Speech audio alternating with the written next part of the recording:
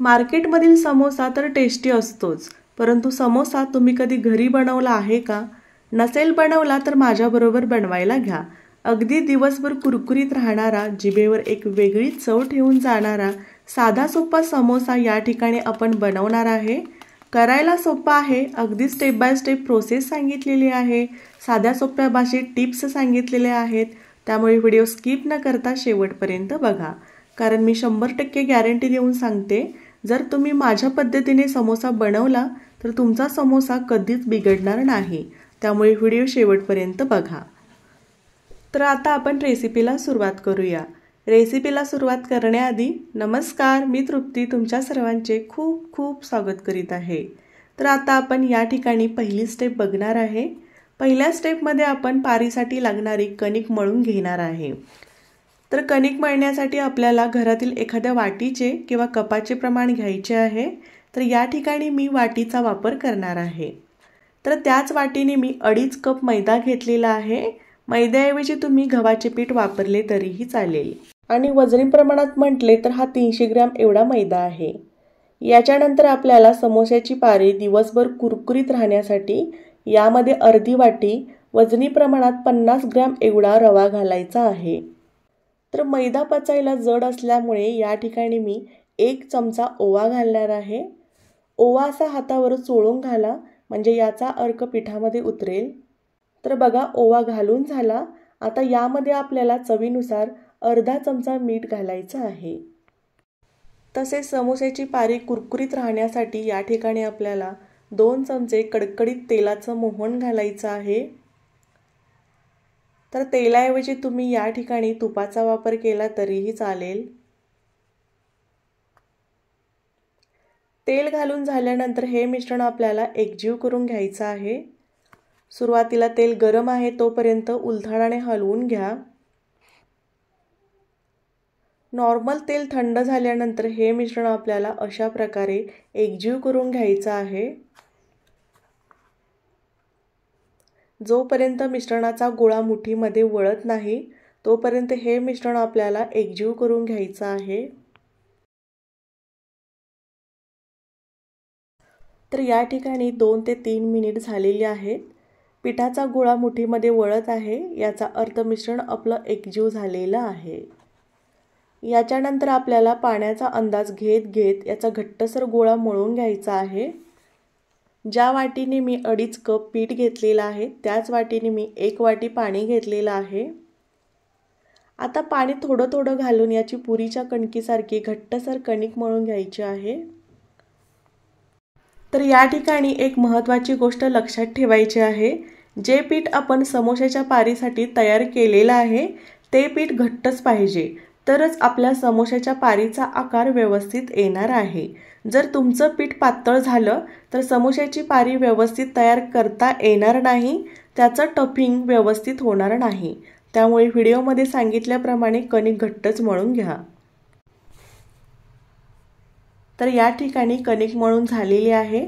आता ही कणिक आपल्याला 30 ते 40 मिनिट अशा प्रकारे रेस्टसाठी ठेवायची आहे, जेणेकरून त्यामध्ये घातलेला रवा व्यवस्थित भिजेल.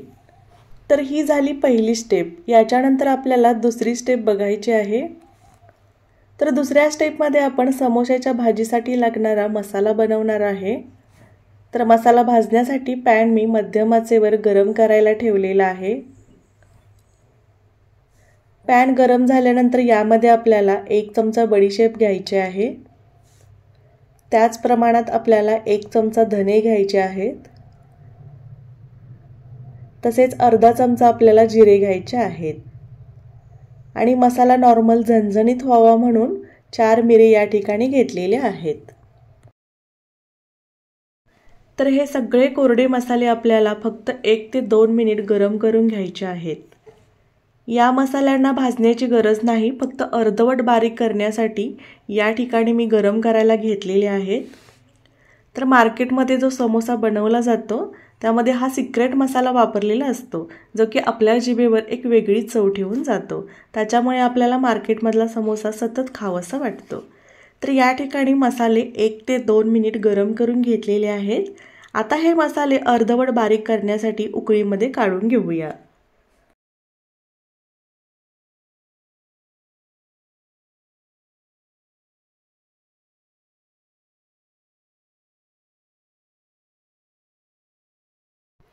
तर या ठिकाणी मी उकळीमध्ये मसाले अर्धवट बारीक करून घेणार आहे। तुम्ही मिक्सरचा वापर केला तरीही चालेल। तर हे मसाले आपल्याला पावडर स्वरूपात करायचे नाहीत, अशा प्रकारे अर्धवट ठेचून घ्यायचे आहेत। तर या ठिकाणी आपला सिक्रेट मसाला तयार झालेला आहे, बघू शकता। तर ही झाली दुसरी स्टेप। आता आपल्याला तिसरी स्टेप बघायची आहे। तिसऱ्या स्टेपमध्ये आपण समोशासाठी लागणारी भाजी बनवणार आहे। तर भाजी बनवण्यासाठी कढई मी मंद गॅसवर गरम करायला ठेवलेली आहे। कढई गरम झाल्यानंतर यामध्ये आपल्याला अर्धी पळी तेल घ्यायचं आहे। तर फोडणी आपल्याला लो टू मीडियम गॅसवरच द्यायची आहे, जेणेकरून फोडणी करपू नये, त्याचा करपट वास भाजीला लागू नये। तर तेल गरम झाल्यानंतर यामध्ये अर्धा चमचा मोहरी घालायची आहे। मोहरी तळायला लागली की अर्धा चमचा जिरे घालायचे आहेत। हे दोन्ही कोरडे मसाले तडतडायला लागले की लगेचच कढीपत्ता घालायचा आहे। कढीपत्ता टाकला की लगेचच आपल्याला 6 ते 7 लसणाचे कट केलेले तुकडे घालायचे आहेत। त्याच्यानंतर आपल्याला काही मिरचीचे बारीक तुकडे घालायचे आहेत। आता हे ओले कोरडे मसाले आपल्याला 1 ते 2 मिनिट परतवून घ्यायचे आहेत। तर हे मसाले तेलात चांगले परतवून घेतल्यामुळे या मसाल्यांचा अर्क तेलात उतरतो, त्यामुळे भाजीला टेस्ट छान येते। 1 ते 2 मिनिट हे मसाले परतवून घेतल्यानंतर यामध्ये आपल्याला 1 वाटी बारीक कट केलेला कांदा घालायचा आहे। कांदा घातल्यानंतर ही फोडणी आपल्याला अर्धा ते 1 मिनिट परतवून घ्यायची आहे। तर या ठिकाणी आपल्याला कांदा जास्त भाजायचा नाही, फक्त आपल्याला कांद्यामध्ये असणारे पाणी निघेपर्यंत कांदा परतवून घ्यायचा आहे, जेणेकरून भाजी जास्त वेळ खराब होणार नाही। तर कांदा अर्धा ते 1 मिनिट परतवून घेतला। आता यामध्ये तयार केलेला मसाला घालायचा आहे। त्याच्यानंतर चवीनुसार तिखट 1 चमचा घालायचा आहे।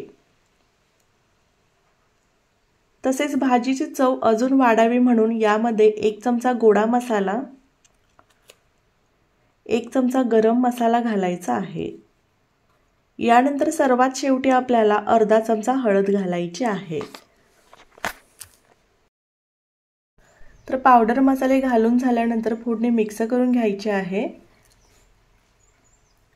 आणि पावडर मसाले घातल्यानंतर जास्त वेळ परतवून घेऊ नका, कारण पावडर मसाले लगेचच करपतात, त्यामुळे भाजीची चव आणि कलर बदलू शकतो। अर्धा मिनिट फोडणी परतवून झाल्यानंतर यामध्ये बटाटा अशा प्रकारे बारीक करून घालायचा आहे। तर मी हातानेच बारीक करून घेणार आहे। तुम्ही या ठिकाणी मॅशरचा वापर करून मॅश केलं तरीही चालेल। तर मी 2.5 कप पिठासाठी 7 मध्यम आकाराचे बटाटे शिजवून घेतलेले आहेत। वजनी प्रमाणात म्हटले तर अर्धा किलो बटाटे घेतलेले आहेत। जर तुम्ही दुसऱ्या भाज्या वाटाणे, फ्लावर, मक्याच्या बिया, पनीर घालणार असाल तर 1-2 बटाटे कमी घाला। तर या ठिकाणी बटाटे मॅश करून झाले। आता फोडणी आणि बटाटा मिक्स करून घेऊया। तर मिक्स करत असताना व्यवस्थित अशा प्रकारे मिक्स करून घ्या।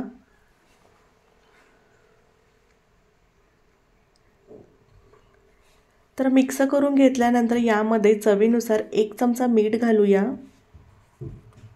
मीठ घालून झाल्यानंतर यामध्ये आपल्याला भरपूर सारी कोथिंबीर घालायची आहे। कोथिंबीर घातल्यानंतर मिक्स करून घ्या।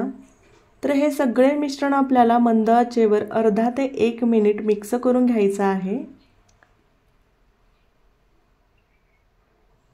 अर्धा ते 1 मिनिट मिक्स करून घेतल्यानंतर गॅस आपल्याला बंद करायचा आहे।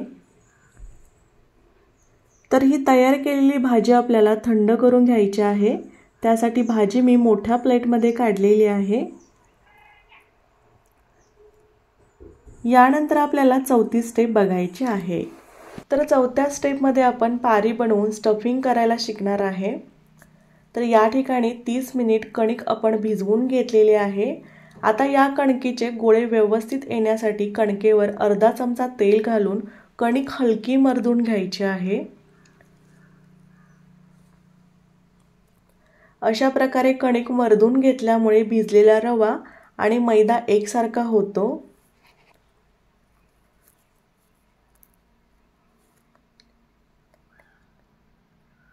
तर छान अशी कणिक मर्दून झाली। आता कणिक मर्दून झाल्यानंतर याचे आपल्याला छोटे छोटे गोळे बनवून घ्यायचे आहेत। तर गोळे बनवताना आपल्याला चपातीच्या उंड्या एवढे गोळे करायचे आहेत।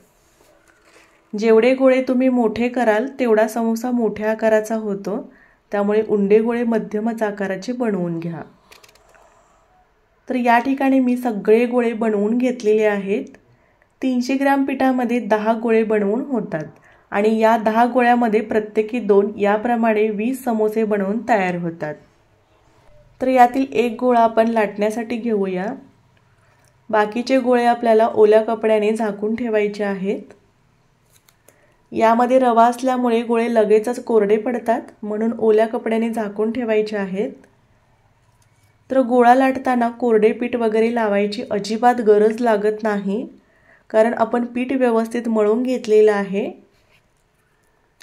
जर तुम्ही पारीला पीठ लावत असाल तर समोसा तळल्यानंतर पारीचा थोडासा कलर बदलतो आणि तेलही खराब होतं, त्यामुळे आहे अशी चपाती लाटून घ्यायची आहे।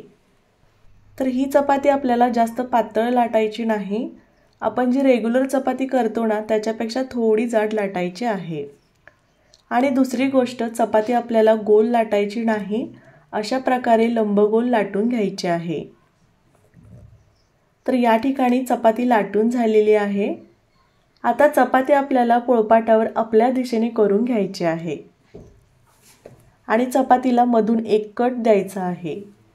तर एका चपातीमध्ये आपले 2 समोसे बनवून तयार होतात। त्यातील एक समोसा आपण बनवायला घेऊया। तर कट केलेली बाजू वरती करून पाणी लावून घेऊया। पाणी पारीला लावल्यामुळे समोसे तेलात सुटत नाहीत, त्यामुळे आठवणीने पाणी लावून घ्यायचं आहे। पाणी लावून झाल्यानंतर व्हिडिओमध्ये दाखवल्याप्रमाणे दोन्ही कोपरे अशा प्रकारे एकावर एक चिटकवून घ्यायचे आहेत। शेवटी राहिलेल्या कोपऱ्याचे टोक आपल्याला अशा प्रकारे चिमटीच्या मदतीने चिटकवून घ्यायचं आहे। तसेच पाणी लावलेली चिटकवलेली बाजू पुन्हा एकदा आपल्याला प्रेस करून घ्यायची आहे। तर बघू शकता अशा प्रकारे कोन तयार झालेला आहे। आता यामध्ये आपल्याला भाजी घालायची आहे। जेवढी भाजी बसते तेवढी भाजी आपल्याला कोणामध्ये भरायची आहे। तुम्ही तुमच्या आवडीनुसार कमी जास्त भाजी यामध्ये भरू शकता। भाजी घातल्यानंतर हलक्या हाताने भाजी कोणामध्ये प्रेस करून घ्यायची आहे। तर भाजी कोणामध्ये प्रेस करून झाल्यानंतर वरची बाजू आपल्याला बंद करायची आहे।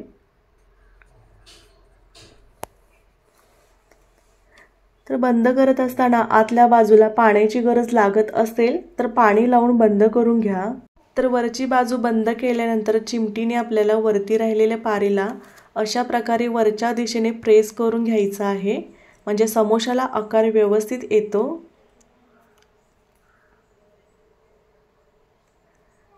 छान मस्त। तर या ठिकाणी स्टफिंग करून झालेला आहे। समोशाला आकारही छान मार्केटसारखा आलेला आहे। बघू शकता तंतोतंत मार्केटसारखा आकार या ठिकाणी आलेला आहे। तर दुसरा एक समोसा मी तुम्हाला बनवून दाखवते। तर सेम पद्धतीने आपल्याला वरती पाणी लावून घ्यायचं आहे। पाणी लावल्यानंतर दोन्ही कोपरे आपल्याला एकावर एक चिटकवून घ्यायचे आहेत। कडा चिटकवताना व्यवस्थित चिटकवून घ्या, म्हणजे समोसे तेलात सुटणार नाहीत। तर बघा अशा प्रकारे कोन बनवून तयार झाला। आता यामध्ये आपल्याला भाजी भरून घ्यायची आहे। आपल्या आवडीनुसार गरजेनुसार यामध्ये भाजी भरून घ्या, पण माझ्या मते समोशामध्ये जेवढी जास्त भाजी असेल तेवढा जास्त समोसा छान लागतो। तर बघा भाजी भरून झाली। आता व्यवस्थित आपल्याला याची वरची बाजू बंद करून घ्यायची आहे आणि वरची बाजू आपल्याला थोडीशी व्हिडिओमध्ये दाखवल्याप्रमाणे वरच्या बाजूला प्रेस करून घ्यायची आहे। तर बघू शकता दुसराही समोसा छान असा तयार झालेला आहे। आता राहिलेले सगळे समोसे आपण अशाच प्रकारे बनवून घेऊया।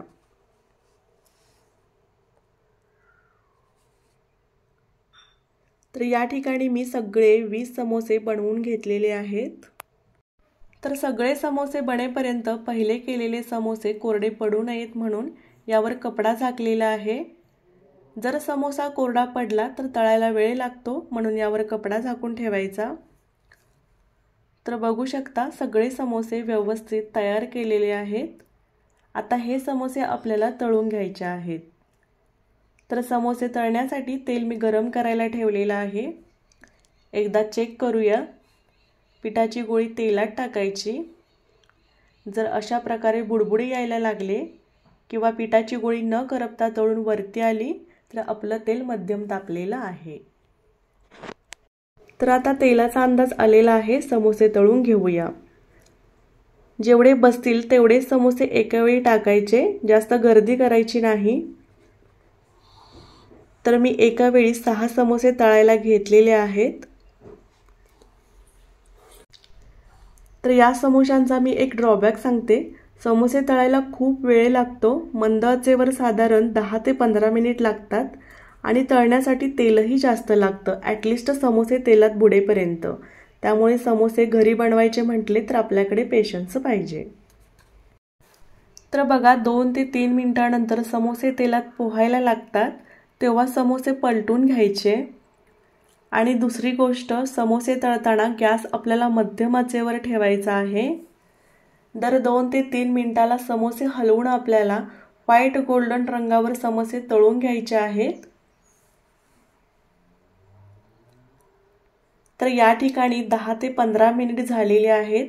बघू शकता समोशांचा रंग बदललेला आहे, व्हाईट गोल्डन रंगावर आलेले आहेत, म्हणजे समोसे आपले छान तळलेले आहेत।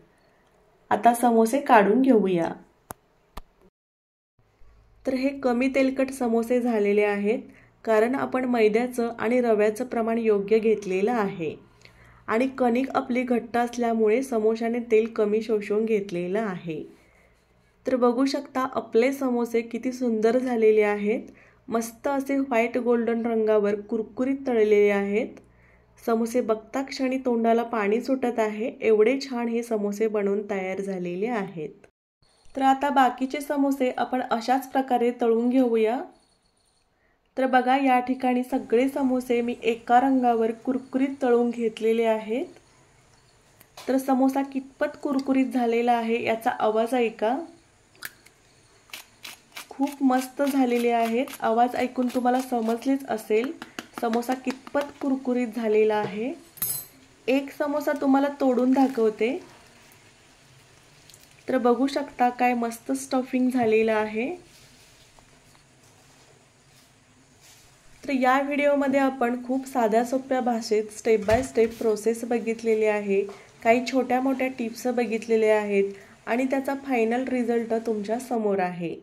तर हा परफेक्ट समोसे बनवायचा व्हिडिओ तुम्हाला आवडला असेल तर व्हिडिओला लाईक करा आणि चॅनेलला सबस्क्राईब करा, जेणेकरून मी टाकलेले व्हिडिओ तुमच्यापर्यंत लगेचच येतील। तर भेटू अशाच एका चमचमीत रेसिपीमध्ये, तोपर्यंत धन्यवाद।